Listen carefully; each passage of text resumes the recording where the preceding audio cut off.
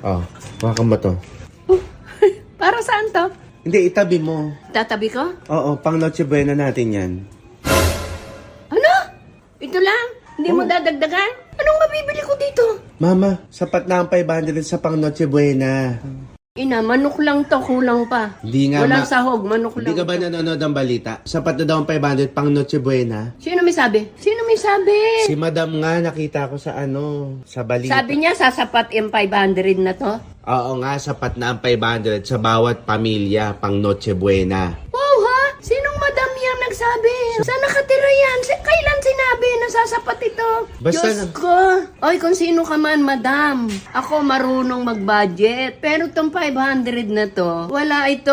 Maski spaghetti o kung ano man. Makakabili ka. Pero hindi mo lulutuin dahil walang sahog. Minsan na nga lang maghahanda pag Pasko. Titipirin mo pa yung mamamayang Pilipino. Kung ipipilit mo ito, madam, dapat pati ikaw, 500 lang ang budget mo.